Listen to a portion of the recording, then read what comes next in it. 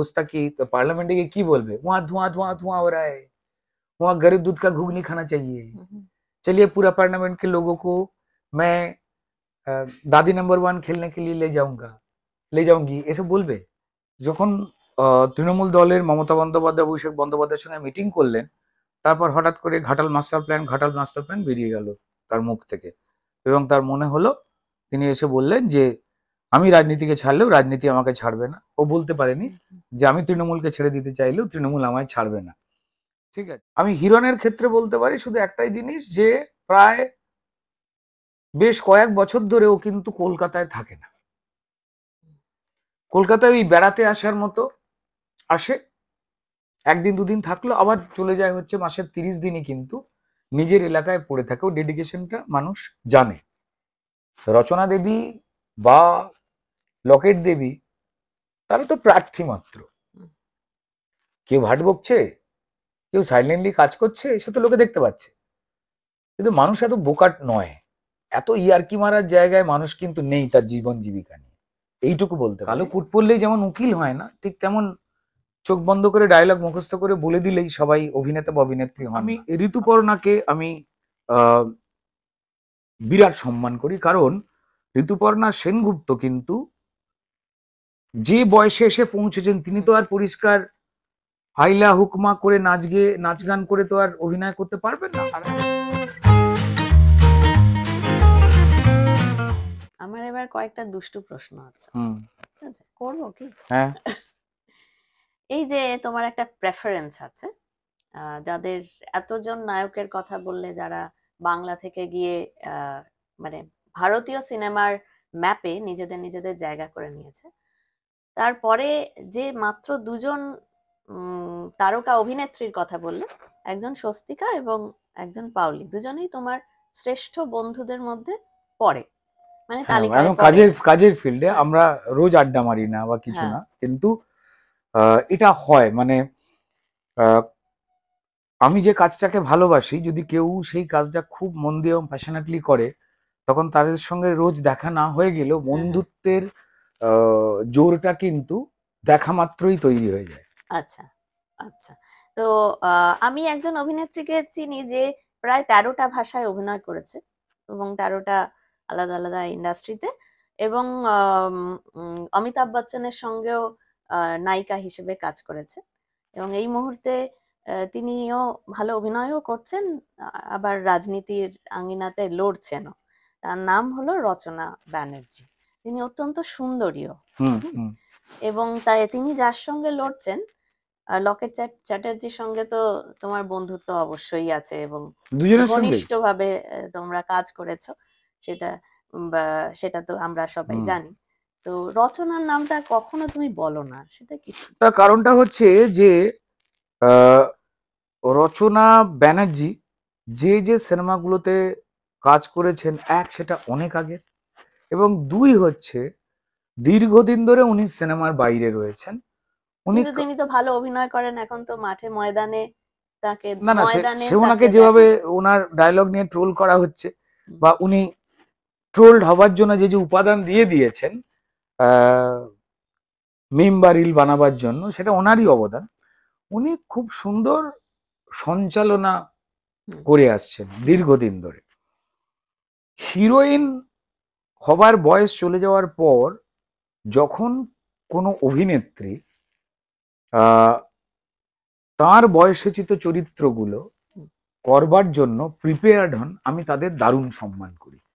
ঠিক আছে, এবার রচনা বন্দ্যোপাধ্যায়রা, যেমন আমি ঋতুপর্ণাকে আমি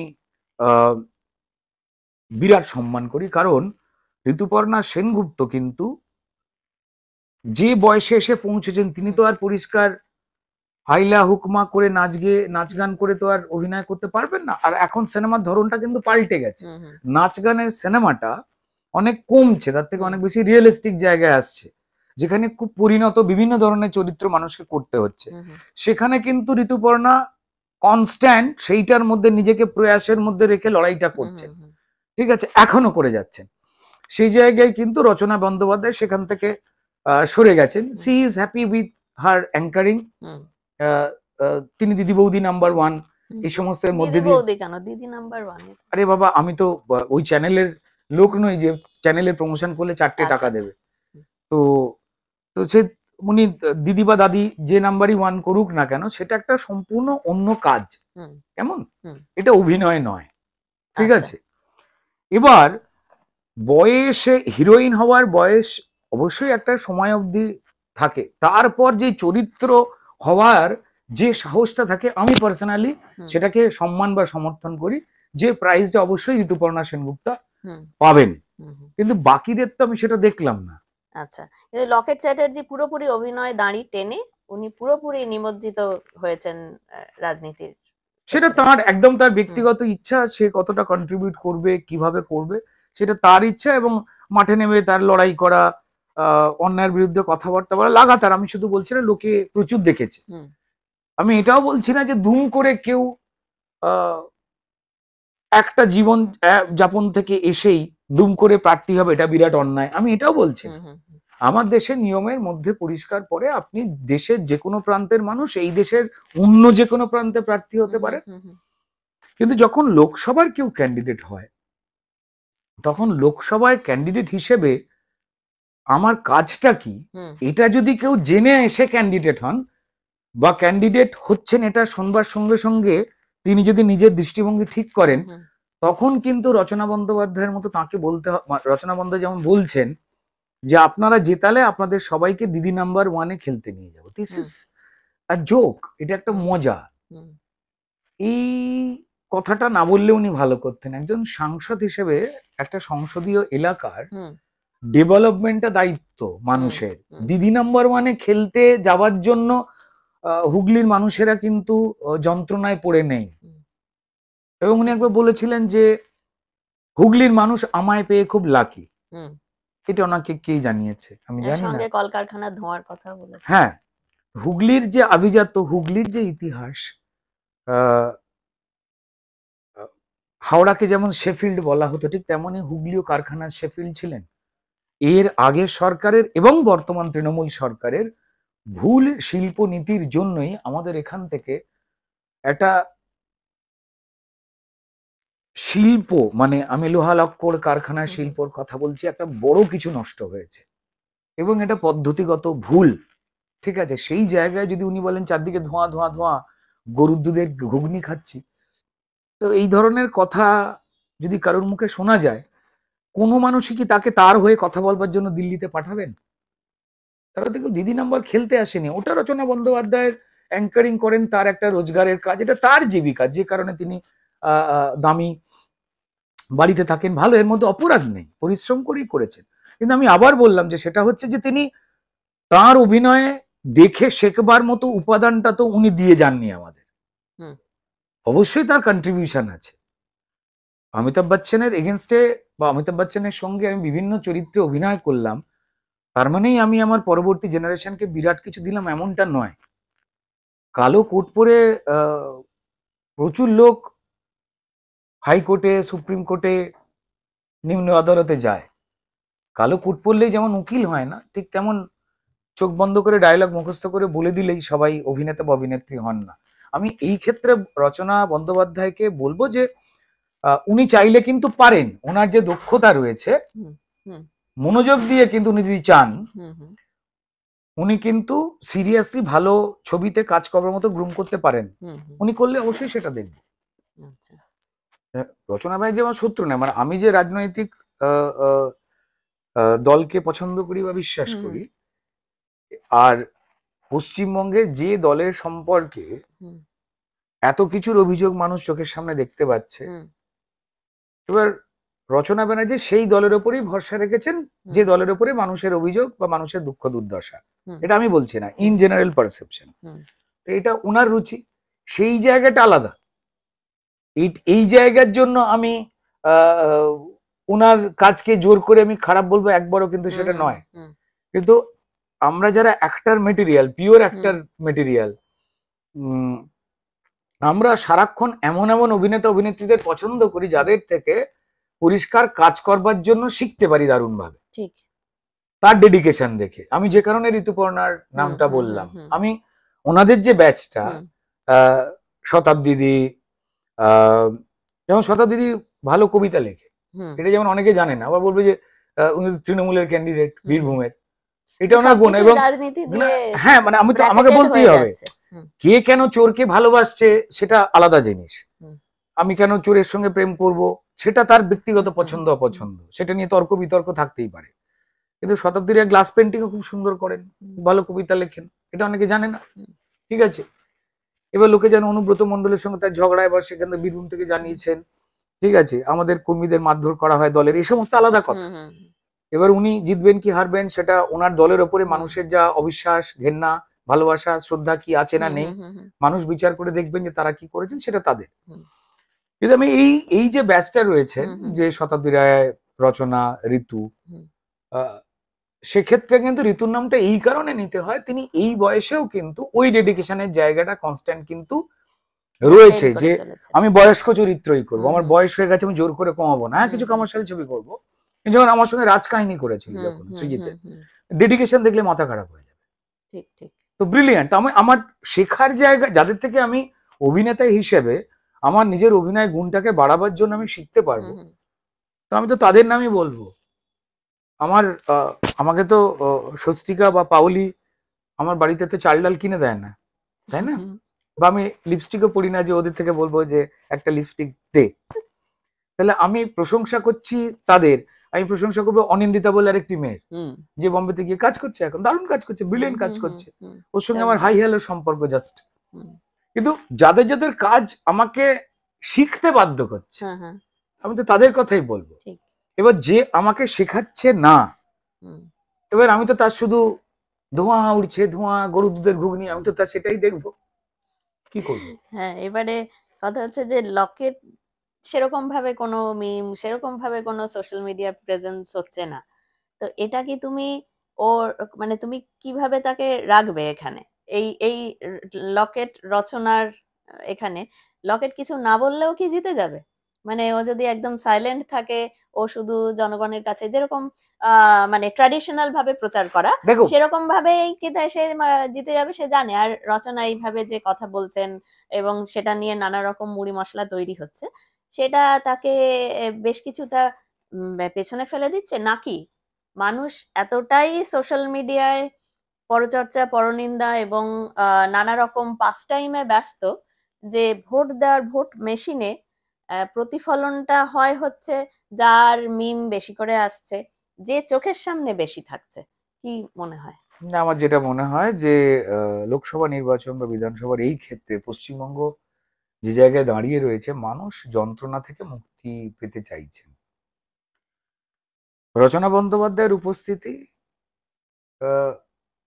মিমের মধ্যে দিয়ে হবে, খোরাকের মধ্যে দিয়ে হবে, এটা যে যদি তৃণমূল বা শাসক দল যদি মনে করেন, বা রচনা দেবী যদি মনে করেন তার এতে ভোট বা গরুর দুধের ঘুগনি এসব বললে যে হুম আহ, আহ, হুগলির মানুষরা দারুণ আহ, হুম এইসব কথা বললে যে হুগলির দারুণ উন্নতি হয়ে যাবে, তাই রচনা বন্দ্যোপাধ্যায়কে জেতাও, উনি গরুর দুধের ঘুগনি বানিয়ে দেবেন, সবাইকে উম, দিদি নাম্বার ওয়ানে নিয়ে চলে হুম যাবেন, হুম হুম এই মানুষ জানে এ অসম্ভব। হুম। ঠিক আছে, তার থেকে বেটার হচ্ছে সাইলেন্টলি পরিষ্কার যে যা নিজের কাজ করে যাওয়াটা, ওটা রাজনৈতিক ক্ষেত্রটা হুম। অন্য কাজ। হ্যাঁ, আমি এমন সেটার কথা জন্য তুমি বলবো, লকেটের প্রশংসা করবে যে ও সাইলেন্টলি কাজ করে যাচ্ছে। এটাই তো পরিষ্কার করে যাওয়া উচিত, কিংবা হুম আমি এমন কথা বলবো যে কথাটা ইন্সপায়ার করবে মানুষকে বা হুম ভাবাবে। হুম হুম ঠিক আছে, ধোঁয়া ধোঁয়া কোথায়, কারখানা বন্ধ, সব তো ধোঁয়া ধোঁয়া ধোঁয়া, হুম এইভাবেই তো হুম বলছিল হুম হুম হুম রচনা ম্যাডাম, তাতে মানুষ হেসেছে। সাংসদের সাংসদ তুমি মিমিক্রি ভালো পারো একটা। সাংসদ খোরাক হলে হুম হুম বা প্যাঁক দেওয়ার মতো বস্তু হলে কিন্তু বিপদ, এইটুকু বলতে পারি। আচ্ছা। ঠিক আছে, আমার মনে হয় যে সাংসদের দায়িত্বটা অনেক বেশি ইম্পর্ট্যান্ট রাদার এমএলএর দায়িত্ব থেকে, কারণ তাকে পার্লামেন্টে গিয়ে তার কনস্টিটিউয়েন্সিকে রিপ্রেজেন্ট করতে হয়। এখানের মানুষজনের অবস্থা কি, তো পার্লামেন্টে গিয়ে কি বলবে, ওয়া ধোঁয়া ধোঁয়া ধোঁয়া हो रहा है, वहाँ गरीब दूध का घुगनी खाना चाहिए, হুম হুম चलिए पूरा पार्लियामेंट के लोगों को मैं दादी नंबर वन खेलने के लिए ले जाऊंगी, এসব বলবে? পার্লামেন্টে তো না, গিয়ে আমি অন্য আমার কথা কেমন বলতে যেন হবে। মনে হচ্ছে গরুকে নিয়েই বেশি টানাটানি। কিছুদিন আগে শুনলাম গরুর দুধের সোনা পাওয়া যায়, কিছুদিন পরে শুনছি গরুর দুধের ঘুগনি হয়, মানে আমি অ্যাজ সাধারণ মানুষ আই এম কনফিউজড যে বোতামটা কাকে কোথায় টেপা উচিত। যদি চোর যদি ভালোবাসে, যারা গরু চুরি করতে পারে করছে, যদি মনে হয় যে গরু চোর, চাকরি চোর, তারা ভালো, মান চোর, ইজ্জত চোর, জমি চোর, এবং ভোটার চোর, ব্যালট পেপার খেয়ে নেয়, যে ভাববে যে চোর ভালো, আমি আমার মেয়ের বিয়ে পাত্র চাই বিজ্ঞাপনে আমি লিখবো শাসক দলের কর্মী এবং বিপুল টাকা যারা চোর, এত বয়সের পাত্র চাই, তাহলে মানুষ সেটাই করবেন, চোরকে ভোট দেবেন যদি চোর ভালোবাসে। আর যদি মনে হবে যে চোর তাড়াবো, ঠিক আছে, তো তাহলে তারা লকেটকে ভোট দেবেন। খুব সিম্পল, খুব সোজা একটাই উপায় রয়েছে। ভাই আমি চোরের পক্ষে না, চোরের পক্ষে নয়, এটা সোজা হিসেব। আর একটা জিনিস যেটা রয়েছে যে আমরা যারা মানুষ রয়েছেন, সন্দেশখালির কয়েকটা ঘটনা কিন্তু প্রমাণ দিয়ে দিয়েছিল যে সেখানের মা বোনেদের যে প্রতিবাদ, যে আন্দোলন, যে পুরুষ লাগে না, এই মাটিতেই ঠিক। কিন্তু মাতঙ্গিনী হাজরা জন্মেছিল, এই মাটি থেকেই কিন্তু প্রীতিলতা ওয়াদ্দেদার বিপ্লবীর জন্ম। অন্যায়ের বিরুদ্ধে তারা এটাও বলেছিল 10 মিনিটে আমরা খুঁজে দেবো, আপনারা খুঁজে পাচ্ছেন আপনারা না, শেখ আমাদের শাহজাহান দেখে। পাচ্ছে না, পুলিশ খুঁজে পেলো, হুম, খুঁজে পেলে একেবারে পাড় ভাঙা, ইস্ত্রি করা, গিলে করা হুম, পাঞ্জাবি হুম, পরে, হুম, এবং পুলিশ যেভাবে নিয়ে যাচ্ছিল দেখে মনে হচ্ছিল ওই যেন পুলিশকে মাইনে দেয়। তো তাহলে গ্রামের মানুষের অভিযোগ ঠিক ছিল যে মায়েরা বোনেরা নির্যাতিত হয়ে, বা পুরুষেরা যাদের জমি কেড়ে নেওয়া হতো, ভয় দেখানো হতো, তারা যখন থানায় গিয়ে পুলিশের কাছে কমপ্লেন করতো, পুলিশ বলতো ওই শাহজাহানের কাছে গিয়ে মিটিয়ে নিন। তো তাহলে তো গল্পটা মিলে গেল। এবং এখন শাহজাহান জেলে, 137 কোটি টাকার সম্পত্তি, মাছের পেট দিয়ে হেরোইন হুম, পাচার হুম, করতো। হুম, এবং তার আগে খিদিরপুর ডকে একটা জাহাজ এসে থমকেছিল, সন্দেশখালিতে কিছু যন্ত্রাংশ যাচ্ছে যেখানে কোনো কারখানাই নেই, হুম, সেই যন্ত্রাংশের ভেতর খুলে খুলে মাদক দেখতে পাওয়া হুম, গেছিল, হুম। অর্থাৎ সেই ব্যবসাও করছিল এবং পুলিশ তাকে প্রোটেকশন দিচ্ছিল। এটা সবাই জানে। তো যারা, যে দল চোর এবং চুরিদের সমর্থন করে, চোরকে বীর বলে, হুম, হুম, চোরেদের আগলায়, আপনি সত্যি কথা বললে, প্রতিবাদ করলে, সে আপনি আহ, যে রাজনৈতিক দলই করুন না কেন, বিরোধী দল হোক না কেন বা নিরপেক্ষ মানুষ হন না কেন, আপনি সত্যি কথা বললেই যে শাসক দল আপনাকে জেলে পাঠিয়ে দেয়, যে কোনো মিডিয়াকেও, হুম, হুম। সাংবাদিকদেরও, কাউকে রেয়াত করা হয় না। সত্যি কথা বলেছ কেন, তোমার সাংবাদিক জেলে, তোমার নামে এফআইআর, যাও কোর্টে দৌড়ো। সবকটা পোর্টালকে তো ভয় দেখিয়ে দেওয়া হয়েছিল। এবার চোরের পক্ষে কিছু মানুষ আর চোরদের বিপক্ষে বেশ অনেক মানুষ, সেটারই লড়াই। রচনা দেবী বা লকেট দেবী, তারা তো প্রার্থী মাত্র। হুম। কেউ ভাট বকছে, কেউ সাইলেন্টলি কাজ করছে, সে তো লোকে দেখতে পাচ্ছে। কিন্তু মানুষ এত বোকাট নয়, এত ইয়ার্কি মারার জায়গায় মানুষ কিন্তু নেই তার জীবন জীবিকা নিয়ে। এইটুকু বলতে পারি যে আমি চোরের পক্ষে ভোট দেবো না, যা যা চোর ধরছে তাদেরকে ভোট দেবো, সেটা মানুষের ইচ্ছে। আমরা আম, এটাও দেখছি যে দেবও নিজের ময়দানে হুম। অত্যন্ত গুরুত্বপূর্ণ সময় ব্যয় করছেন, এবং তিনিও তার প্রচারের স্ট্র্যাটেজির মধ্যে দেখেছি আমরা বাড়িতে ঢুকে তাদের সঙ্গে নিয়মিত খাওয়া দাওয়া করা, বা আহ, মানে যা যা আমরা ভোটের সময় মানে আরো বেশি করে দেখছি যে দেব অত্যন্ত সাধারণ মানুষের ঘনিষ্ঠ হয়ে দাঁড়াচ্ছেন। ভোটের সময় সাধারণ মানুষের এবং ঘনিষ্ঠ হচ্ছে। ভোটের সময় আমরা দেখতে পাচ্ছি, যেহেতু সোশ্যাল মিডিয়াতেই সবসময় দেখছি, তাতে আমি বলছি, আমি একেবারে সাধারণ মানুষের দৃষ্টিভঙ্গি থেকেই প্রশ্নটা করছি। হিরণও যখন প্রচারে নামছেন, তিনিও প্রায় প্রায় একই ধরনের স্ট্র্যাটেজিতে প্রচারটা করছেন। তিনিও মাটিতে বসে খাচ্ছেন, তিনিও জনমানসে যাচ্ছেন। কিন্তু কোথাও যেন মনে হচ্ছে আমরা অনেক সময় নিজেদের ডিসিশনটা, যাদের দিকে লোক একটু বেশি বেশি, এটা তো আর ফটোশপ করে দেওয়া যায় না, যাদের দিকে লোক একটু বেশি বেশি, তাদের দিকেই মানুষ মনে করে যে আমরা সুরক্ষিত থাকবো। হুম কারণ মানুষ এখনো সেই গুটি পোকার মতো এটা একটা শেলের মধ্যে থাকতে ভালোবাসে, কচ্ছপের মতো এগোতে ভালোবাসে, মাথায় পিঠে একটা ঢাল থাকলেই ভালোবাসে। তো এরকম যখন মানসিকতা হয়ে দাঁড়িয়েছে, তুমি তখন কাকে উঁচুতে রাখবে, দেবকে না হিরণকে, বা কাকে তুমি বেশি আস্থাভাজন মনে হচ্ছে তোমার? আহ, লোকসভা প্রার্থী নির্বাচন আবার বলছি, সেটা হচ্ছে যে আমার যে লোকসভা কেন্দ্র, সেখানে কি কি ডেভেলপমেন্ট হবে তার জন্য প্রার্থী বাছাই করা। কাকে আমার দেখতে ভাল লাগছে, কে সেজেছে ভালো, যারা এই চিন্তায়, যে রাজনৈতিক দলেরই প্রার্থী তিনি হন না কেন, সেই এলাকার মানুষ যদি এই ফাঁদে পা দেন, তো তাহলে তিনি তার নিজের বিরাট বড় ক্ষতি করবেন। এবার আমি হিরণের ক্ষেত্রে বলতে পারি শুধু একটাই জিনিস, যে প্রায় বেশ কয়েক বছর ধরে ও কিন্তু কলকাতায় থাকে না। কলকাতায় ওই বেড়াতে আসার মতো আসে, একদিন দুদিন থাকলো, আবার চলে যায়, হচ্ছে মাসের 30 দিনই কিন্তু নিজের এলাকায় পড়ে থাকে। ও ডেডিকেশনটা মানুষ জানে। এবার দেবের ক্ষেত্রে কিন্তু সেই ঘটনাটা ঘটেনি। দেবও যায়, কিন্তু পড়ে থাকে না। এবার আপনি বলতেই পারেন, তাহলে কেউ সিনেমা করবে না? সেটা তো অন্য ব্যাপার। আপনি কোনটাকে প্রেফার করবেন, কোনটাকে গুরুত্ব দেবেন, কোন দায়িত্বটাকে, তাই না? সেটা তো খুব ইম্পর্টেন্ট বস্তু। এবার সেই ক্ষেত্রে এলাকার উন্নয়ন করবার ক্ষেত্রে পরিষ্কার হিরণ যেভাবে পড়ে রয়েছে, যারা বুদ্ধিমান মানুষ, তিনি যতই সহজ সরল হন না কেন, এমন ভাববার কোনো কারণ নেই যে গ্রামের মানুষ এত সরল, তিনি নিজের ভালো বোঝেন না। ঠিক উল্টো, গ্রামের মানুষ কিন্তু যথেষ্ট রকম নিজের ভালো বুঝতে চান। গ্রামের দিকে যখন অশান্তি মারামারি হয়, দেখবেন মহিলারাও ঝাঁটালাঠি নিয়ে বেরিয়ে আসে। শহরে হয়তো তখন তারা অশান্তি হয়ে গেলে, Bubai close the door, close the window বলে জানালা বন্ধ করে দেয়। শহরের মানুষ অনেক বেশি, অন্তত আমরা একটু বেশি আমি রাদার দেন গ্রামের থেকে। তো এবার সেক্ষেত্রে পরিষ্কার দেব যে কথাটা বলেছিল, হঠাৎ করে ঘাটাল মাস্টার প্ল্যান, সে যখন বলেছিল রাজনীতি ছেড়ে দেবে, তখন ঘাটাল মাস্টার প্ল্যানের কথা তার মনে পড়েনি। তো সেই নিজেই একটা বেসরকারি বড় চ্যানেলে ইন্টারভিউ দিয়ে বলেছিল যে আমার মনে হয় যারা রাজনীতিতে বেশি সময় দেবে তাদেরই প্রার্থী করা উচিত।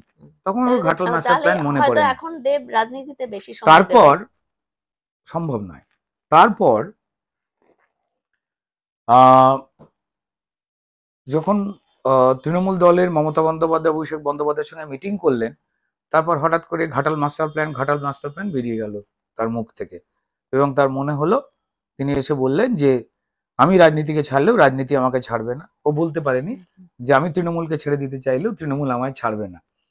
ঠিক আছে, রাজনীতি বলে চালিয়ে দিয়েছিল। তো যাই হোক, সেটা ওর ইচ্ছা, ওর ব্যাপার, ও কি করবে কি করবে না। কিন্তু ঘটনা হচ্ছে যে ঘাটার মাস্টার প্ল্যান যেটা জিগির তোলা হচ্ছে এখন, সেটা সম্পূর্ণ মিথ্যা। ওটা হবে না। যদি ঘাটাল মাস্টার প্ল্যানে টাকা থাকতো, এই যে কথা বলছে যে রাজ্য সরকার করে দেবে, তাহলে এতগুলো ছেলে মেয়ে রাস্তায় বসে কেন? চাকরি দেওয়ার পয়সা নেই অ্যাকচুয়ালি। কি চাকরি চুরি করেছেন সে গল্প আলাদা, সে তো তৃণমূলের নেতারা নিয়ে পালিয়ে গেছে, জেল যাচ্ছে, পুরো শিক্ষা দপ্তরটাই জেলে, প্রাক্তন শিক্ষামন্ত্রী থেকে শুরু করে। ঠিক আছে, 2019 সালে মুখ্যমন্ত্রী বলেছিলেন এসএসসি হচ্ছে ঘুঘুর বাসা বলে, তারপর ঘুঘুর বাসা ভাঙেননি, আরো ঘুঘুকে ডিম পেরে আরো ঘুঘু বাচ্চার জন্ম দিতে সাহায্য করেছেন, যদি উনি পুলিশ মন্ত্রী মুখ্যমন্ত্রী দুর্ভাগ্যজনকভাবে একই সঙ্গে। তো এই পার্টিকুলার যে প্রবণতা, যেখানে একজন সাংসদ বলছেন, তিনি খবর রাখেন কিনা জানি না, বা তার দল তাকে হয়তো মিথ্যে কথা বলতে পারে, দেব ওটা তো বিশ্বাস করে নিতে পারে। দিয়ে বাড়াতে পারছে না ঠিকঠাক করে, কর্মী নিয়োগ হচ্ছে না কোনো জায়গায়, গুরুত্বপূর্ণ জায়গাগুলোর কাজ থমকে আছে, যেখানে প্রশাসনিক সভাতে সম্মানীয় মুখ্যমন্ত্রী তাঁরই দলের এমএলএ এমপি বা কাউন্সিলর বা গ্রাম পঞ্চায়েত প্রধানরা যখন এসে বলছেন ওইখানে কালভার্ট দরকার, ওখানে ব্রিজ দরকার, যিনি আঙুল তুলে বলছেন পয়সা নেই, অনেক দিয়েছি, চুপ করো।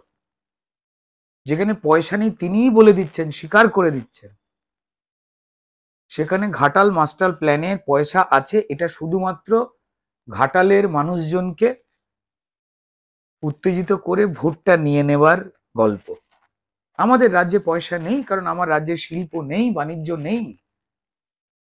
বছর 10-12 ধরে পরিষ্কার আমরা যা যা করেছি, যা যা তোলাবাজি গুন্ডামির যা ভয় আমরা দেখিয়েছি, সেখানে কোনো বুদ্ধিমান শিল্পপতি শিল্প সম্মেলনে এসে চা খেয়ে চলে যাচ্ছেন, বিভিন্ন চুক্তিপত্র মৌ স্বাক্ষরিত হচ্ছে, লোকের বাড়িতে নতুন বউ আসছে, ডিভোর্সও হয়ে যাচ্ছে, কিন্তু মৌ থেকে আর মধু জমছে না, অর্থাৎ কারখানা তৈরি হচ্ছে না। কেন করবে?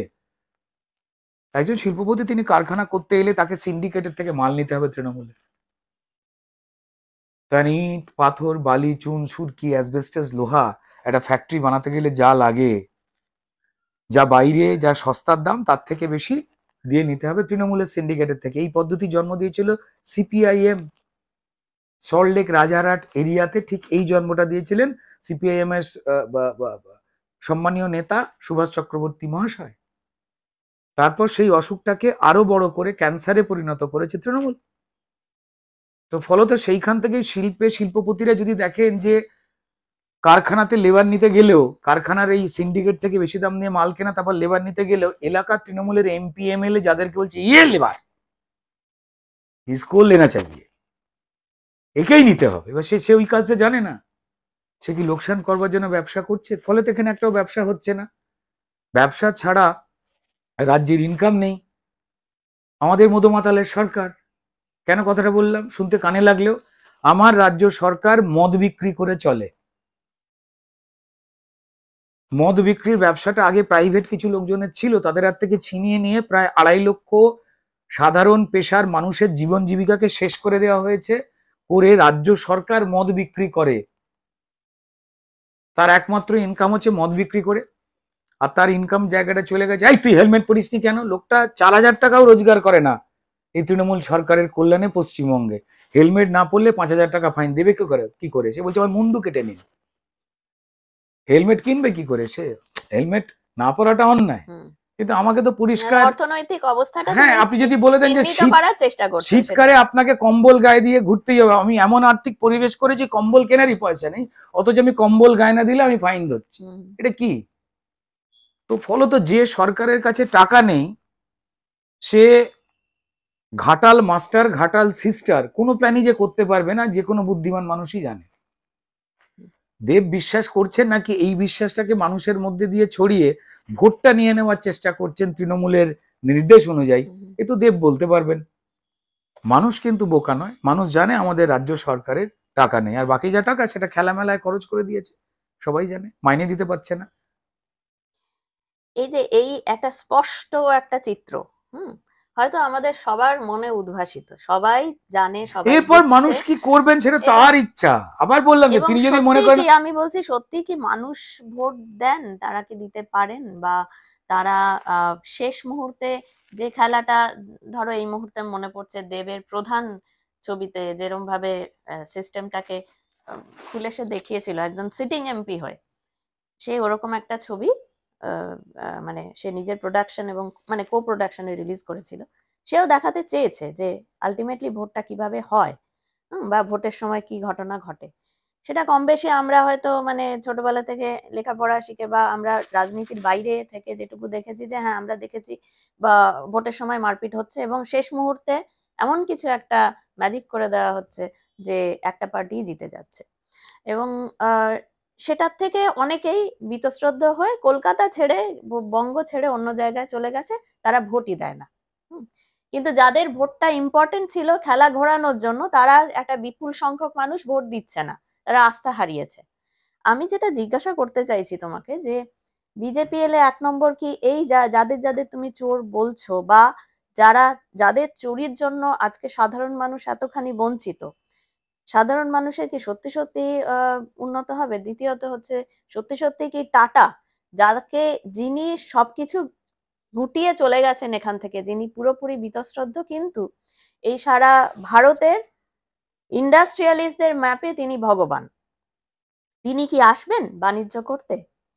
এবং লাস্টলি এই যে আমরা সিনেমা ইন্ডাস্ট্রির এতটা অবনতি দেখছি, অবনতি ইন দ্য সেন্স হল পরপর বন্ধ হয়ে যাচ্ছে, সিনেমা হল না থাকলে দেখাবে কোথায় সিনেমা? যতই টাকার অঙ্কে দেখানো হোক, কোটি কোটি টাকার বিজনেস হচ্ছে, হল যদি সিনেমা হল যদি বাড়ানো না হয়, সিনেমা হল যদি বিভিন্ন গ্রামের প্রান্তে প্রান্তে দেওয়া না হয়, তাহলে মানুষ সিনেমা দেখতে যাবে না। এই 3-4টে প্রশ্নের উত্তর যদি তুমি একবারে দিতে পারো। জটিল প্রশ্ন।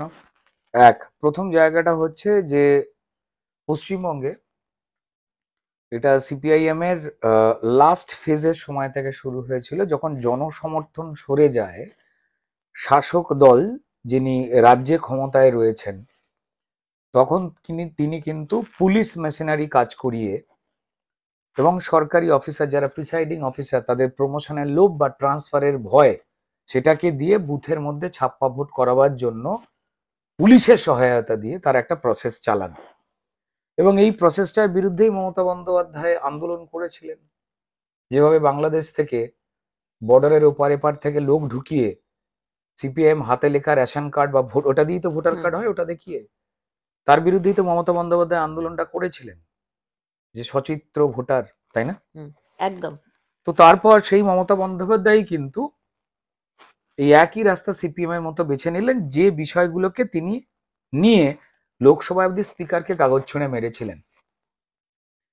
অর্থাৎ যে বিষয়গুলোকে তিনি আটকাবার কথা বলেছিলেন, তিনি ক্ষমতায় আসবার পরে একটা সার্টেন টাইমের পর ঠিক ওই বাংলাদেশের বর্ডার খুলে রেখে তাতে রোহিঙ্গা ঢুকছে, জঙ্গি ঢুকছে, বাংলাদেশের ভোটারও ঢুকে যাচ্ছেন, এখানকার ভোটার হয়ে যাচ্ছেন, তৃণমূল করে দিচ্ছে। এবং এটার জন্য কেন্দ্র সরকার বারবার কিন্তু পরিষ্কার জমি চাইছে রাজ্যের কাছ থেকে এবং দিচ্ছে না। এই গল্প সবার জানা। কেন দিচ্ছে না? যাতে বাংলাদেশের লোকজন এখানে ঢুকে পড়তে পারে। হ্যাঁ, জয় বাংলা স্লোগান বাংলাদেশের রাজনৈতিক দলের স্লোগান, সেটাকে তৃণমূল নিজের স্লোগান বলে চালায়, ঠিক আছে। খেলা হবে সেই স্লোগান, একই সেম জিনিস। তো যাই হোক না কেন, এগুলোর মতো করেই বাংলাদেশের লোকজন ঢোকাচ্ছে। সারা পৃথিবীতে এই নিয়ম তো নেই, কোনো দেশেই নেই, কোনো জায়গাতেই নেই, আলাদা দুটো দেশ। যে খেলাটার বিরোধী ছিলেন মমতা বন্দ্যোপাধ্যায়, আজকে মানুষের ভালোবাসা এবং আবেগ তার কাছ থেকে উধাও হয়ে যাচ্ছে দেখে, ইভেন সংখ্যালঘুদের, কারণ প্রত্যেকেই বুঝতে পারছেন যে কেন্দ্র থেকে গরিব মানুষকে বাঁচাবার জন্য কেন্দ্রের বিজেপি সরকার যে গরিব মানুষের বাড়ি বানাবার জন্য টাকা পাঠাচ্ছেন, সেই টাকায় তৃণমূল নেতাদের বাড়ি হচ্ছে, সবাই দেখেছেন, এর মধ্যে মিথ্যে কোনো কিছু নেই। আর সেই লিস্টগুলো কিভাবে যায়? ডিরেক্টলি টাকা কেন্দ্র সরকার পাঠাতে পারে না, আমার দেশের ফেডারেল স্ট্রাকচার অনুযায়ী সব কাজে টাকা পাঠাতে পারেন না। বিভিন্ন রাজ্যকেই পরিষ্কার তারা বলেন যে এই প্রকল্প আছে, এই প্রকল্পের জন্য যারা নিশ্চিত গরিব বা পিছিয়ে পড়া মানুষ তাদের তালিকা পাঠান। ডিএম, ডিস্ট্রিক্ট ম্যাজিস্ট্রেট, বিডিও, তাদের কাছে সবার কাছেই অরিজিনাল তালিকা রয়েছে। কিন্তু যেহেতু তাদের একটা বড় অংশ এই প্রশাসনিকভাবে চুরিটার পার্ট হয়ে গেছে, এবং এসপিদের একটা বড় অংশ,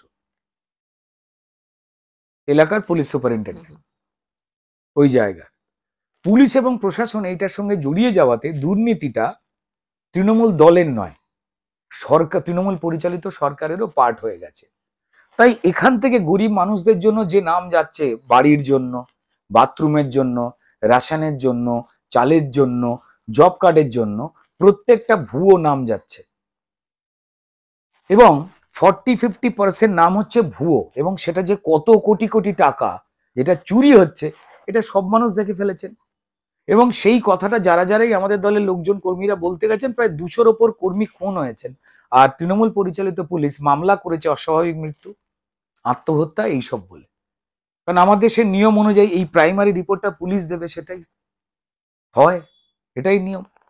এবং এটা কিন্তু ধীরে ধীরে মানুষ দেখেছেন। আচ্ছা, এই যে ছেলে মেয়েগুলো রাস্তায় বসে রয়েছে, তাদের হিন্দু মুসলমান আছে?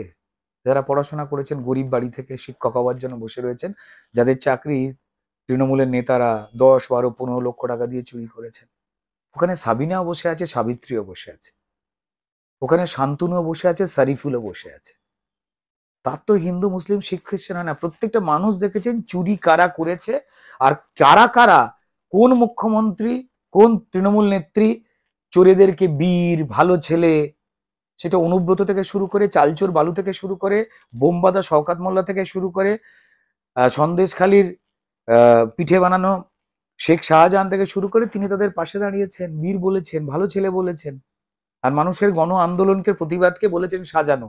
এ তো পশ্চিমবঙ্গের মানুষ দেখেছে, হিন্দু মুসলমান, ভোটটা তাদেরই দিতে হবে। তাই নির্বাচন, আচ্ছা, এত পশ্চিমবঙ্গে ভোটে যে রক্ত ঝরে, এটা সিপিএম এর আমল এবং তৃণমূল আমলে সারা ভারতবর্ষে কোথাও, সারা দেশ জুড়ে এত রক্ত ঝরে না। যদি আপনি এতটাই বলেন মমতা বন্দ্যোপাধ্যায়ের কথায়, তাদের দলে নাকি 99% লোক সৎ। আবার বলছি, কেউ ইউটিউবে যান, খুঁজে নিন। আমাদের দল 0% টলারেট করে না অন্যায়, এটা তৃণমূলের কথা। আমরা মানুষের 99.99% কাজ আমরা করে দিয়েছি। যদি মানুষকে তারা এতই ভালো রাখে, তাহলে মানুষ তো স্বতঃস্ফূর্ত ভোট দেবে। কেন তাকে ধমকাতে চমকাতে হচ্ছে? কেন মিডিয়াকে বলছে সত্যি খবর করবেন না? কেন ভারতীয় জনতা পার্টি 200-র উপর কর্মীকে মেরে দেওয়া হচ্ছে? আপনারা যদি মানুষের এত উপকার করেন, আপনারা অকৃতজ্ঞ হতে পারেন, মানুষ তো নয়।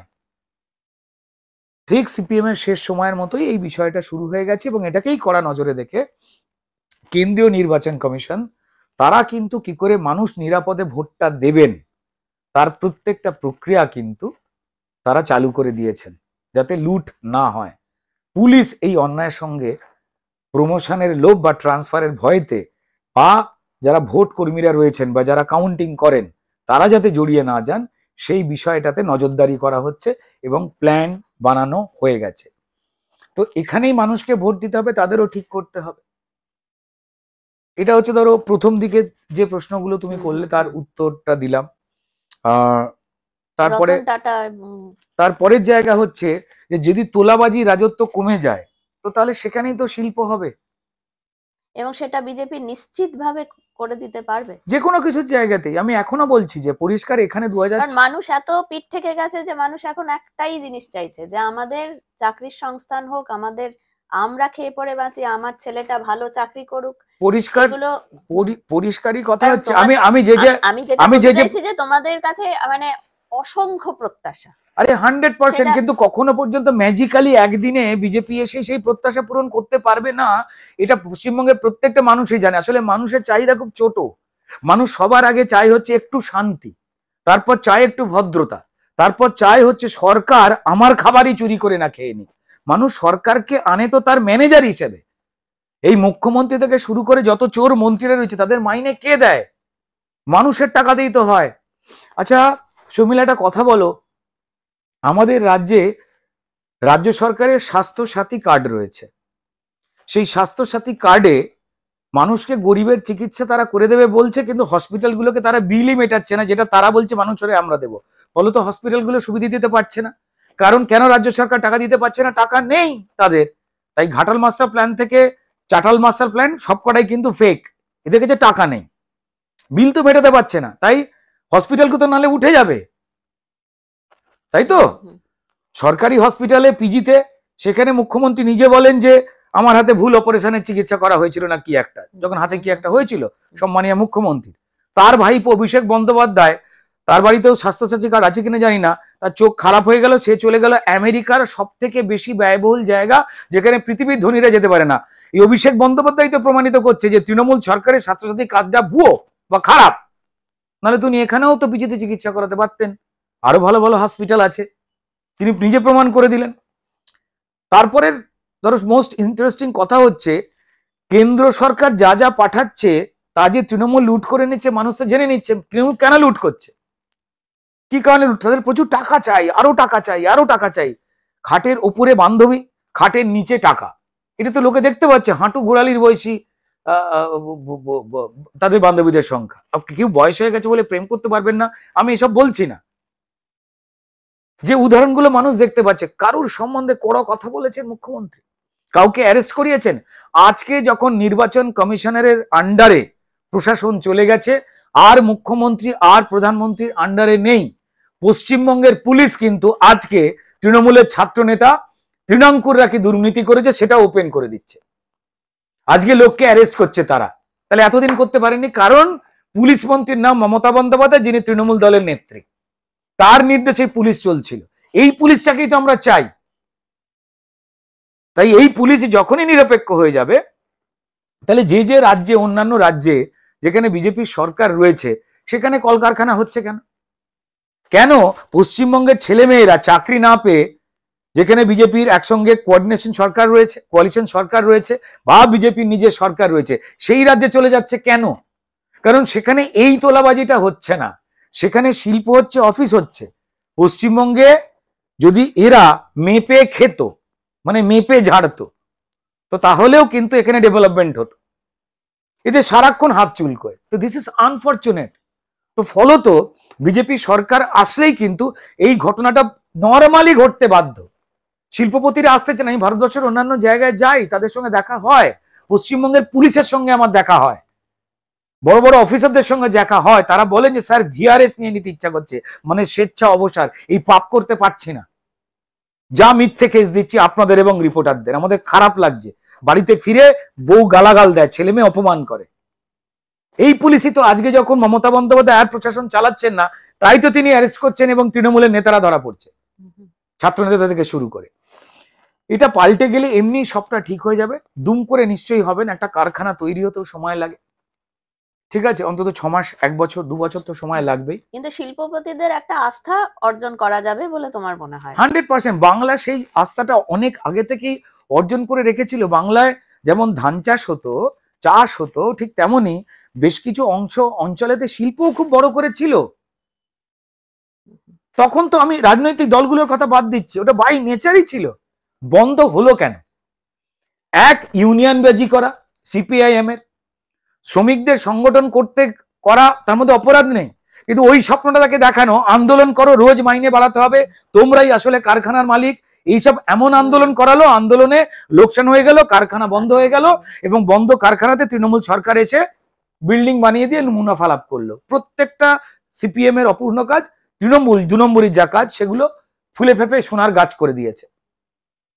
এইটা তো বন্ধ হওয়ার দরকার রয়েছে। কথায় কথায় আন্দোলন, কথায় কথায় বিরোধিতা, এই কালচারটা লেফটরা তৈরি করেছিল, আমাদের সবাইকেই সেটা শিখিয়েছিল যে তোমাকে কিছু বললে সবার আগে যুক্তি তৈরি করো, নেগেটিভ। একদম, এটা তোমার কাছ থেকে আরো ভালোভাবে, মানে সচিত্র, মানে আমি সীতারাম ইয়েচুরিকে মেনে নেব, হ্যাঁ, কিন্তু আমি রামকৃষ্ণতে বিশ্বাস করবো না, জয় শ্রীরাম যে বলে তাকে আমি অপমান করব। এই সুজন বাবুরা, তারা নাকি সেকুলার সাজবে, তারা সেজে ঈদের দিনে টুপি পরে বিভিন্ন জায়গায় খেতে খুঁতে যাচ্ছে, কিন্তু তারা এই ব্রাহ্মণবাড়ির ছেলে হয়ে গিয়ে দুর্গাপূজায় বা সরস্বতী পূজায় তারা প্রসাদ নিতে তাদের মনে হয় যে আমরা সেকুলার থাকলাম না। তাহলে সেকুলার থাকা মানে কি? 30% মুসলিম ভোটকে ঠকিয়ে তাদের ধর্মের হয়ে গিয়ে পীড়িত করা? ভাই, পীড়িতটা তোমার সবাইকে দেখাতে হবে তো। এই ভালোবাসা, প্রেম, পীড়িত সব ধর্মের জন্য, তবে তুমি সেকুলার। হিন্দু ধর্মকে অপমান করা, এখনো তো পরিষ্কার জামা খুলে দিলে জানি না লুকিয়ে পইতে আছে কিনা, জানি না আমি এদের। এটা কি ধরনের অসভ্যতা? আমি সেকুলার মানে তো এটা নয়। এরাই ভণ্ডামি করে শেষ করেছে, সারাক্ষণ তর্ক করে শেষ করেছে, আমাদের ইয়াং টাইমটাকে নষ্ট করে দিয়েছে। এরাই আন্দোলন করেছিল কম্পিউটার এলে মানুষের হাত থেকে কাজ চলে যাবে, আমাদের রাস্তায় আন্দোলনে বসিয়ে দিয়েছিল।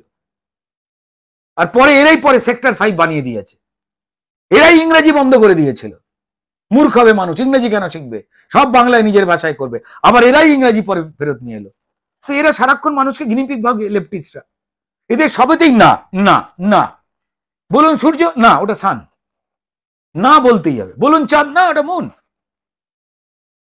আমি একজন একটা কথা বলছিলাম, আমি সেই কথা শুধু টেনে যা শুধু একটাই কথা বলি, যে পাকিস্তানের লোকজনও কিন্তু পরিষ্কার আজকে বলছে, কট্টর মুসলিম যারা ভারতবর্ষের থেকে নিজেরাই স্বেচ্ছায় বাদ হয়ে গেছে, চলে গেছে, তারা একসঙ্গে ব্রিটিশ তাড়াবার কাজ আমাদের সঙ্গে ছিলেন, তারপরই তারা পরিষ্কার চলে গিয়ে বললেন হিন্দুদের সঙ্গে একসঙ্গে থাকা যায় না। আমরা তো বলিনি, কষ্ট লেগেছিল, দেশ কাটা হয়ে চলে গেল, কাটা হয়ে গেল বাংলা আর পাঞ্জাব। তারা কথায় কথায় ভারতবর্ষের ক্ষতি চায়, কিন্তু পাকিস্তানের সবকটি ইউটিউব চ্যানেল দেখুন, সেখানে প্রত্যেকটা পাকিস্তানের অধিবাসী তারা বলেন যে আমাদের দেশে যদি নরেন্দ্র মোদীর মতো একটা প্রধানমন্ত্রী থাকতো। আমি বলছি না, যে কোনো কেউ ভিডিও চালালে দেখতে পেয়ে যাবে। আমরা এইটুকুই কথা বলি যে পরিষ্কার তারা হয়তো নিজেদের পতাকাতে চাঁদ আঁকতে পারে, আর নরেন্দ্র মোদীর নেতৃত্বে চাঁদে ভারতের পতাকা ওড়ে। দারুণ কথা। আমার আর আমি তোমাকে বেশিক্ষণ টেনে রাখবো না। আমার একটাই শেষে বক্তব্য যে আমিও চাই মানুষ এই নিজের বুদ্ধি বিবেচনা প্রয়োগ করে বোতামটা টিপুন, কারণ এটাই একমাত্র অধিকার, ভোটাধিকার, যেটাতে আমরা এই যে স্বপ্ন বাস্তব এগুলোকে মেলাতে পারি, স্বপ্নটাকে বাস্তব করে দিতে পারি, যদি সবাই মিলে বুদ্ধি প্রয়োগ করে এবং বিবেচনার সঙ্গে ব্যাপারটা করেন। কিন্তু বুদ্ধি বিবেচনা হেরে যায় একটা জায়গায়, সেটা হচ্ছে যদি আমার ব্যাংকে আমি কিছু না করলেও আমার ব্যাংকে 1000 টাকা এসে যায়, তখনই মনে হতে থাকে এই 1000 টাকাটা যদি কেউ ৩,০০০ টাকা করে দেবে বলে, ভোটটা কি তাকে দেব? তার মানে সেই জায়গাটায় যুক্তি, বুদ্ধি, বিবেচনা সবকিছু বিভ্রান্তি হয়ে যাচ্ছে, সবকিছু ধোঁয়া ধোঁয়া হয়ে যাচ্ছে। এটা কি বলবে তুমি, যে মানুষ কি, শুভেন্দু অধিকারী যদি আজ বলেন যে ৩,০০০ বিজেপি এলে ৩,০০০ টাকা ব্যাংকে জমা পড়বে, সেটার জন্য ভোট দেওয়া উচিত? না, আমার যেটা মনে হয় যে যেটা একটু বিস্তারিত এই কথাটা নিয়ে 4টে লাইন বলে দেওয়াই বেটার। সেটা হচ্ছে স্বনিযুক্তি যে প্রকল্পগুলো রয়েছে, যেগুলো এমএসএমই বলে, আমাদের অনেক মানুষ জানে না, সোজা করে বললাম যে থাইল্যান্ডে যেমন রয়েছে বা পৃথিবীর অনেক দেশে রয়েছে, কাছাকাছি থাইল্যান্ড, অনেক প্রচুর মানুষ ভারতীয়রা যান বলে উদাহরণটা দিলাম। আমাদের টেবিলে আমাদের ঘর সাজাবো আর প্রচুর ছোট ছোট দেখবেন সুন্দর সুন্দর জিনিস আছে। আগে সেগুলো চায়না থেকে আসতো, তারপর থাইল্যান্ড থেকে আসতো, তারপর এখন ভারতবর্ষের বিভিন্ন মানুষরা তৈরি করছেন। এরা কারা? আমাদের টেবিলে বা আমাদের ঘর সাজাবার জন্য যে ছোট ছোট জিনিসপত্রগুলো আমাদের প্রত্যেকেরই টেবিলে থাকে, সেগুলো বেশিকারই আমাদের মেয়েরা মায়েরা দারুণ করে বোনেন। সেই পরিকল্পনাটা রয়েছে আমাদের এমএসএমইর মাধ্যমে মিনিমাম 3 থেকে 10,000 টাকা করে রোজগার কি করে প্রত্যেকটা বাড়ির একজন করে মহিলাকে এই এমএসএমই কাজের মধ্যে জড়িয়ে এই রোজগারটা করে দেওয়া যায়। সেই কথাটা শুভেন্দু অধিকারী বলেছেন। আমি 1,000 টাকা ভাতা মাকে দিয়ে দিচ্ছি, দিয়ে তার ছেলে আর মেয়েটাকে আমি চাকরি দিতে পারছি না, তাকে অন্য রাজ্যে পাঠিয়ে দিচ্ছি, আসলে সেই মারও ভেবে দেখার সময় এসছে এটা আমার লোকসান, এটা লাভ নয়। আমাকে 1,000 টাকা দিয়ে আমার ছেলেটাকে মেয়েটাকে পাঠিয়ে দিলাম ভিন রাজ্যে, আমি তার মুখ দেখতে পাচ্ছি না।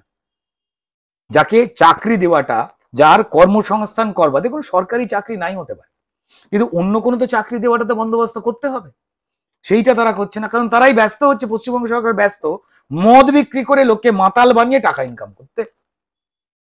ঠিক আছে, আরেকজন মদ বিক্রি করতে গিয়ে জেলে, ঠিক আছে, সুপ্রিম কোর্ট অব্দি তাকে বেল দিতে পারছে না, এত সোনা ছেলে।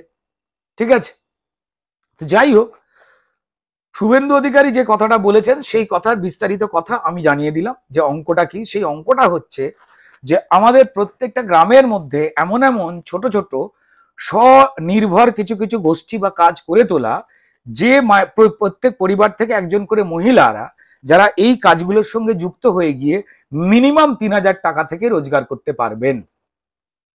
বসে বসে টাকা পেতে গেলে আমাদের নিজেদের যোগ্যতা ঠুঁটো হয়ে যায়, যেটা এই সরকার বানিয়েছে।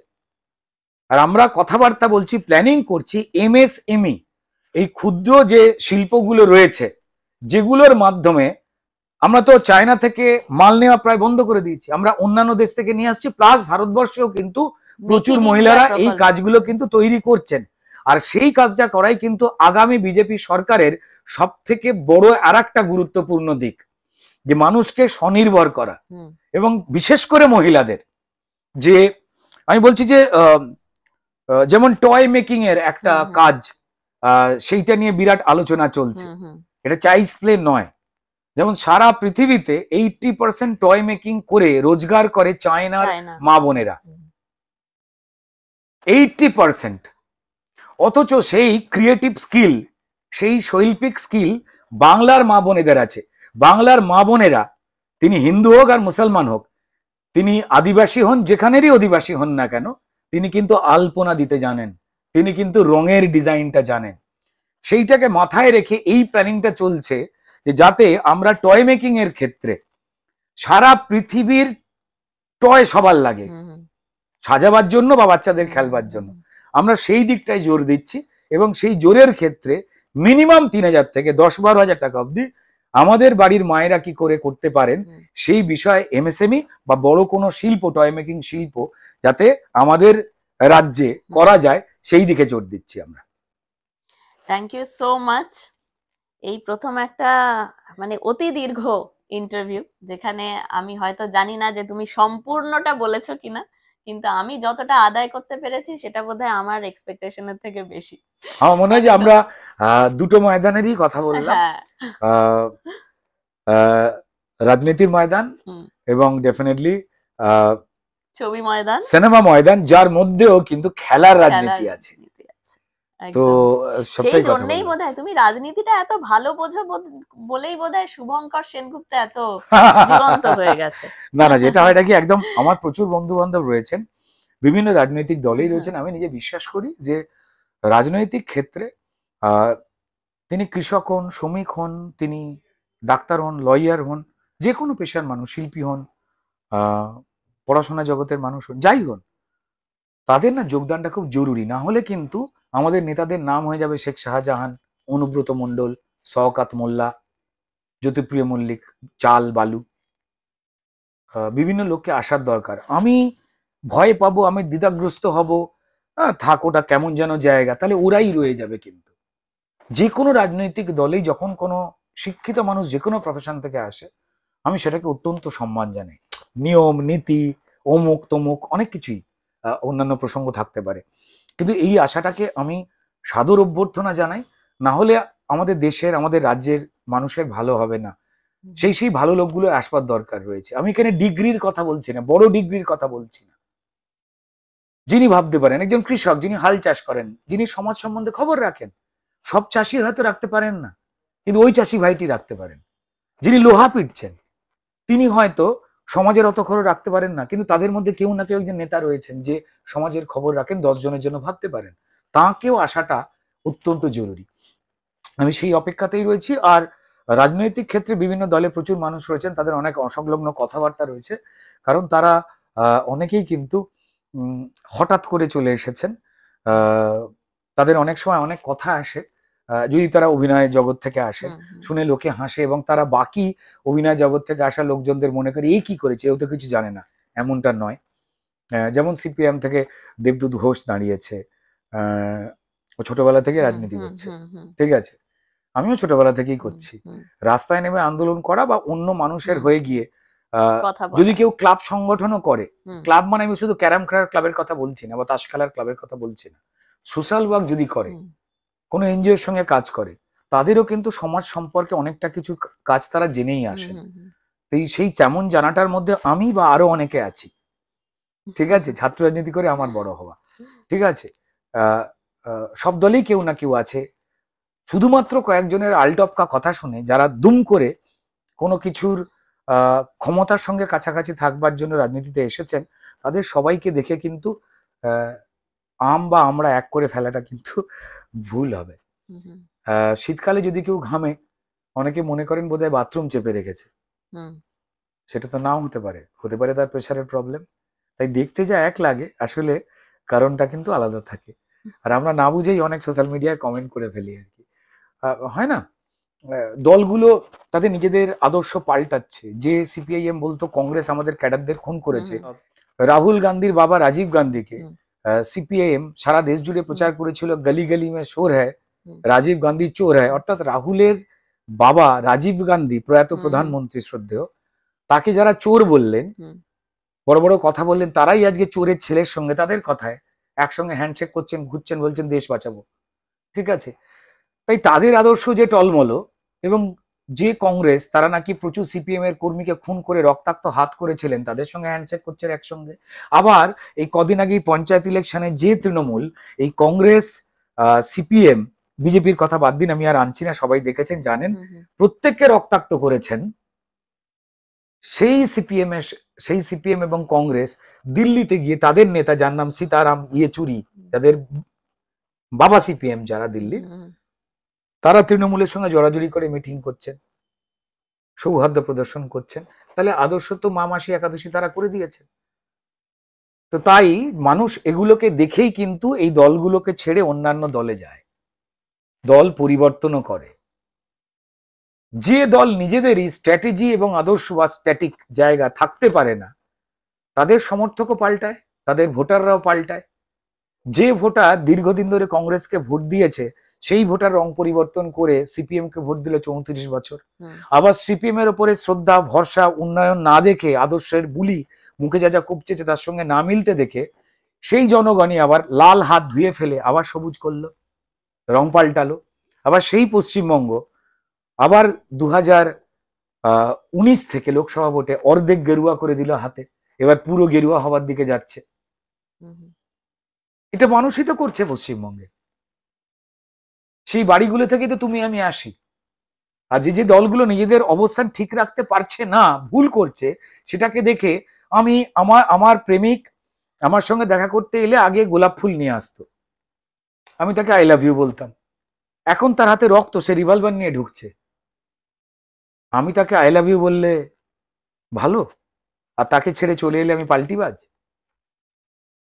আমার মনে হয় যিনি বলছেন তার পরিবারের ভোট দেওয়ার গ্রাফটা চেঞ্জ হওয়া দেখেও তাকে বিচার করা উচিত যে তিনি কতবার ভোট পাল্টাচ্ছেন। হ্যাঁ, এবার যে প্রেমিকা প্রেমিককে ফুল আনতে দেখেও আই লাভ ইউ বলেন, আর বন্দুক আনতে দেখেও আই লাভ ইউ বলেন, সেটা তার রুচি। আমার কোনো ভালো মন্দ কমেন্ট নেই। বেশ আটপৌরে একখানা কথা বললে। সত্যি উদাহরণ দিলাম। হ্যাঁ, একদমই তাই। Thank you so much. তোমার এইরকমই জয়যাত্রা এগিয়ে চলুক, এবং ময়দান শুধু নয়, এই যে সর্বভারতীয় ময়দানে তোমার আরো বড় বড় খেলা বাকি আছে, সেখানে তো খেলা হবেই। আর এই পশ্চিমবঙ্গেও আশা করছি তোমার খেলাটা এবার দারুণ জমবে। তুমি আর সাইড লাইনে নেই, তুমি মাঝ মাঠে চলে আসছো। দেখা যাক আর কি, নাকি কোচের ভূমিকায় থাকবে? কোনো সময় দেখা যেতে পারে যে মুখ্যমন্ত্রীর সঙ্গে কন্টেস্টে অপোজিটে রুদ্রনীল ঘোষ। না, আমাকে তো ভবানীপুরে ফেলে দেওয়াই হয়েছিল। সিটে লড়েছিলেন শোভনদেব চট্টোপাধ্যায়, কিন্তু আসলে ক্যান্ডিডেট তো ছিলেন মমতা বন্দ্যোপাধ্যায় ভবানীপুরে, এবং সেখানে কিন্তু আমাকে 3বার আহত হতে হয়েছিল, মারা হয়েছিল। কারণ কেন মারা হয়, কেন ভয় পায়, সেটা তো প্রমাণিত। তবে এইটুকু প্রমাণ করে দিয়েছিলাম, যে ভোট আমি এখন আনতে পেরেছি, দল আমাকে একেবারেই অগ্নিকুণ্ডে ফেলে দিয়েছিল আগুনে পরীক্ষা করবার জন্য ভবানীপুর থেকে। যে ভোট আমি এখন অব্দি এনে দলকে দিতে পেরেছি, সেটা যথেষ্ট, এইটুকু বলতে পারি। থ্যাংক ইউ, ভালো থেকো। আর শর্মিলা শো হাউসের দর্শককে যদি কিছু তুমি বলতে চাও, আমাদের ফেসবুকে 1.7 মিলিয়ন হয়েছে, আমাদের ইউটিউবে 1 মিলিয়ন ক্রস করে গেছে। তো এই হচ্ছে আমাদের যাত্রা, এইটুকুনি, যদি তুমি কিছু বলো। না, আমি যারা আমার দর্শক রয়েছেন আমি প্রত্যেককেই ধন্যবাদ জানাবো, যে প্রথমে ময়দান ফিল্মের জন্য আপনারা যদি ক্রমাগতভাবে আমরা যারা অভিনয় করি তাদের যদি সাপোর্ট না করতেন, তাহলে বম্বে হয়তো আমাদের চিনতে পারতো না, কাজও দিত না। আর যখন সেই কাজ পেয়ে সারা ভারতবর্ষের মানুষের ভালোবাসার খবর যখন কানে আসে, তখন যখন গর্ব হয়, আমার মনে হয় এই গর্বের সব থেকে বড় অংশীদার আমার বাংলার দর্শকেরা। তাই আশীর্বাদ করবেন যাতে মন দিয়ে কাজ করতে পারি। আর রাজনৈতিক ক্ষেত্রে শুধু আমি একটাই কথা বলবো, আমরা প্রত্যেকেই ভালো থাকতে চাই। ঠিক, যারা আমরা পশ্চিমবঙ্গের জনগণ, পশ্চিমবঙ্গ চুরি জোচ্চুরির খবরের জন্য বিখ্যাত ছিল না, শিল্প সংস্কৃতি পড়াশোনা সেইটার জন্য বিখ্যাত ছিল। আমাদের ছোটবেলায় খোল বাজিয়ে নগর কীর্তন আমরা শুনতাম, কিছু খোল বালিয়ে সকালবেলা হরিনাম করে লোক আসতেন। সেটা বিজেপি নয়, সেটা আমাদের সংস্কৃতি ছিল। তাই আমাদের রাজ্যেই কিন্তু বিভিন্ন মানুষের নাম, মনীষীর নাম, রামকৃষ্ণ, রামপ্রসাদ, বা কারুর রামকিঙ্কর বেজ, বা কারুর রাজা রামমোহন রায়, রামটা ছিলই। আমরা ভুল করলে এ রাম তুই কি করলি বলে ফেলতাম। আমরা গুনবার সময় রাম 2 3 বলতাম। আমরা যখনই কোনো উদাহরণ দিতাম, সেখানে খেলাতেও কিন্তু রাম শ্যাম যদু বলে কাউন্ট করতাম। তাই রাম ছিল, রাম আছে। বামপন্থীরা সেটাকে গুলিয়ে দেওয়ার চেষ্টা করলেও নিজেদের দলের সর্বভারতীয় নেতার নাম সীতার রাম ইয়েচুরি এটা বদলাতে পারেননি। তাদের একটা অন্য পারসেপশন, অন্য একটা খেলা তারা খেলবার চেষ্টা করেছে। সত্যিটা আপনারা অনেক বেশি জানেন। আমার মনে হয় চুরির পক্ষে নিশ্চয়ই আপনারা নন। তাই বাংলাকে কোন দিকে নিয়ে যাবেন সেই সিদ্ধান্ত কিন্তু আপনারা নেবেন। জোর করে তর্ক করতে হবে বলেই আমি কাউকে গালমন্দ করে দিলাম, আমার মনে হয় যে পরে যখন সেটা ভুল প্রমাণিত হয়, তখন আমাদের সবারই খারাপ লাগে। এই যেমন আমি বলেছিলাম, যখন আমার ইলেকশনের সময় অনেকেই ভেবেছিলেন আমি ক্যান্ডিডেট হবো, আমি একটু ভেবেছিলাম। যখন আমার নাম বেরোলো না, আমার একটু মন খারাপ হয়েছিল। কোন একজন সাংবাদিক জিজ্ঞেস করেছিলেন, সবাই প্রত্যাশা করেছিল, না মন খারাপ, সব মিডিয়া ঝাঁপিয়ে পড়লো আমার কাছে। কেউ বললো অভিমানী, কেউ বললো বিক্ষুব্ধ। দাঁড়ান দাঁড়ান দাঁড়ান দাঁড়ান, অভিমান বা বিক্ষোভ হয় অন্যের বিরুদ্ধে। আমার কষ্ট খারাপ বা খারাপ লেগেছে আমার নিজে, আমার শরীর আছে খারাপ হয়, মন আছে খারাপ হয়, আবার 2 দিন পর ঠিকই হয়ে যাবে। সবাই মনে করলে নিশ্চয়ই অন্য কোনো দলে চলে যাবে, কারণ এটা নর্মালি একটা প্রচলিত রীতিনীতির মধ্যে হয়ে রয়েছে। কিন্তু যখন তারা এই সমস্ত বলবার পর দেখলেন যে আমি আবার সেই একই রকম কাজ করছি, তার থেকে বেশি কাজ করছি, তখন তাদের কথা ফেরত চলে এলো। আর ধরুন কালকে যে চুরি করছিল, আজকে যদি সে চুরি থামিয়ে দেয়, হুম তাহলে তাকে আমি প্রশংসা করব না গালাগাল দেবো? তাকে তো প্রশংসা হুম করবোই। হুম হুম কালকে যে গালাগাল দিয়ে কথা বলছিল, আজ যদি ভালোবাসায় কথা বলে, তখন তো তখন তো প্রশংসা। তাকে আমি প্রশংসাই করব। কেমন? তো আমার মনে হয় যে সেটাও কিন্তু আমরা যারা প্রত্যেকেই যারা যখন কমেন্ট করি, একটু যদি আমরা ভেবে লিখি, তো তাহলে দারুণ লাগবে। কারণ আমরা অনেকের সম্বন্ধে না অনেকটা জানি না। আর যেমন আমিও আমার পশ্চিমবঙ্গের সম্মানীয় মুখ্যমন্ত্রীর সঙ্গে আমার সম্পর্ক কি ছিল, কেন আমি 2018-তে 17 শেষ এবং 18-তে হুম ওখান থেকে বেরিয়ে এসেছিলাম, সেটা আমি পুরোটা সবাইকে বলতে হুম পারবো না। হুম কারণ ব্যক্তিগত কিছু সম্পর্ক থাকে। আমি আবার বলছি যে আহ, যারা অনেকেই সমালোচনা করার চেষ্টা করেন, করতেই পারেন, তৃণমূলের প্রচুর যারা কোচি লোকজন হুম নতুন, হুম তারা একটুখানি খেয়াল করে দেখবেন যে তৃণমূলের তাবর তাবর যারা নেতামন্ত্রী, যে তারা আমার নামে একটাও খারাপ কথা বলেন না, কারণ তারা জানেন যে আমি কতটা কন্ট্রিবিউট করে এসেছি আর কি কি কারণ ছিল। তাই দুম করে বাইরে থেকে দেখে যে কোনো আলটপকা মন্তব্য গালাগাল করতে চাইলে করুন, কিন্তু করবার আগে একটুখানি ভেবে নিলে বেটার হয়। কিছুই না, আপনারা যে দলকে ভালোবাসেন মন দিয়ে ভালোবাসুন, সেই দলকেই ভোট দিন, কিন্তু ভোট দেওয়ার সময় দেখে নিন যে সেই দল আসলে মানুষকে ঠকাচ্ছে না উপকার করছে। বাস এইটুকুই। বাকিটা প্রত্যেকটা মানুষেরই গণতান্ত্রিক ইচ্ছা। ভালো থাকবেন, সুস্থ থাকবেন, ভোট দিন, নিজের ভোটটা নিজে দিন, নষ্ট করবেন না ভোট। এবারে নির্বাচন কমিশন, কেন্দ্রীয় নির্বাচন কমিশন কিন্তু আপনাদের ভোটকে সঠিকভাবে দেওয়ার জন্য দৃঢ় প্রতিজ্ঞ। তাই যে কোনো আলটপকা গুজব শুনে ভোট দান করা থেকে বিরত থাকবে না। আমার মনে হয় যে পশ্চিমবঙ্গের ভালো সময় আসছে। নমস্কার।